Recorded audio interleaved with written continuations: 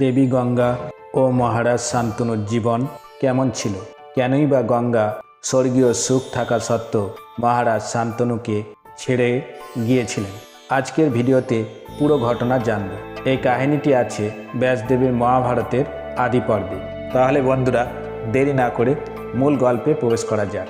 একদিন হস্তিনাপুরের রাজা সম্রাট শান্তনু শিকার করতে বেরিয়েছিলেন। একটা সময় মহারাজ শান্তনু গঙ্গার তীরে এসে পৌঁছালেন। গঙ্গার তীরে ঘুরে বেড়ানোর সময় সিদ্ধচারণদের বিচারণ ক্ষেত্রের একটি অঞ্চলে এসে পৌঁছালেন। সেখানে মহারাজ শান্তনু অপার সৌন্দর্যে উদ্ভাসিত এক অপূর্ব রমণীকে দেখতে পেলেন। সেই স্থানে অপূর্ব সুন্দরী রমণী স্বর্গীয় অলঙ্কারে সজ্জিত হয়ে দাঁড়িয়েছিলেন। সেই স্বর্গীয় অলঙ্কারে সজ্জিত রমণীকে দেখে মহারাজ শান্তনু বিস্মিত হলেন। স্থির দৃষ্টিতে তিনি যেন তার রূপ পান করছিলেন, কিন্তু বারবার রূপ পান করেও রাজার পিপাসা মেটেনি। সেই যুবতীও জ্বলন্ত সম্রাট শান্তনুকে অত্যন্ত উত্তেজিতভাবে ঘোরাফেরা করতে দেখে নিজেও বিচলিত হলেন এবং তার প্রতি এক অনুরাগ অনুভব করলেন।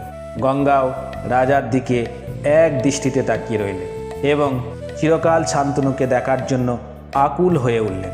তখন সম্রাট শান্তনু সাহস করে মৃদুস্বরে গঙ্গাকে সম্বোধন করে বললেন, হে ক্ষীণকণা রমণী, তুমি দেবী হও বা দানবকন্যা, গন্ধর্ব বংশীয় হও বা অপ্সরা, যক্ষ বংশীয় হও বা নাগ কিংবা মানব বংশীয়, আমি তোমাকে আমার স্ত্রী হওয়ার জন্য মিনতি করছি।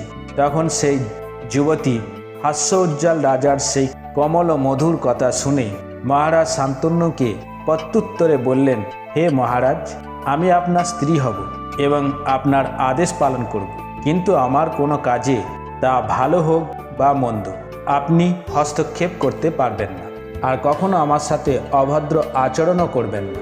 যতদিন আপনি সদয় আচরণ করবেন আমি আপনার সাথে থাকব বলে প্রতিজ্ঞা করছি, কিন্তু যে মুহূর্তে আপনি আমার কাজে হস্তক্ষেপ করবেন অথবা আমাকে কোনো অভদ্র কথা বলবেন, আমি অবশ্যই আপনাকে ছেড়ে চলে যাব। মহারাজ শান্তনু উত্তর দিলেন, তাই হোক। তখন সেই স্বর্গীয় কুমারী গঙ্গা ভারতবংশের শ্রেষ্ঠ সেই মহাপুরুষ শান্তনুকে স্বামীরূপে পেয়ে অত্যন্ত আনন্দিত হলেন। রাজা শান্তনুও স্বর্গীয় কন্যা গঙ্গাকে স্ত্রীরূপে পেয়ে তাঁর সঙ্গ পূর্ণরূপে উপভোগ করতে লাগলেন। নিজের প্রতিজ্ঞা রক্ষা করতে মহারাজ শান্তনু তার স্ত্রী গঙ্গাকে প্রশ্ন করা থেকে বিরত থাকলেন। শান্তনু তাঁর স্ত্রীর আচরণ সৌন্দর্যে মুগ্ধ হয়ে দেবী গঙ্গার আরামের প্রতি মনোযোগী হলেন। দেবী গঙ্গাও স্বর্গীয় সৌন্দর্যে মানব রূপ ধারণ করে শান্তনু স্ত্রীরূপে সুখে জীবনযাপন করতে লাগলেন। গঙ্গা তার আকর্ষণ, স্নেহ, তার ছলনা ও প্রেম, তার গান ও নাচ দ্বারা রাজা শান্তনুকে পরিতৃপ্ত করতেন এবং নিজেও পরিতৃপ্ত হতেন। রাজা তার সুন্দরী স্ত্রীর প্রতি এতটাই মুগ্ধ ছিলেন যে মাস, ঋতু এবং বছরগুলো তার অজান্তেই কেটে যাচ্ছিল। স্ত্রীর সঙ্গে এইভাবে আনন্দ উপভোগ করার সময় রাজার 8টি সন্তান জন্মালো, যারা সৌন্দর্য ছিল স্বয়ং দেবতাদের মতো।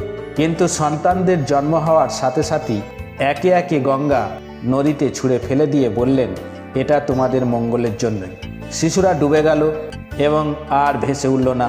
কিন্তু মহারাজ শান্তনু এই ধরনের স্ত্রীর আচরণে সন্তুষ্ট হতে পারলেন না, কিন্তু তিনি কোনো কথাও বলতে পারলেন না, পাছে তার স্ত্রী তাকে ছেড়ে চলে যায়।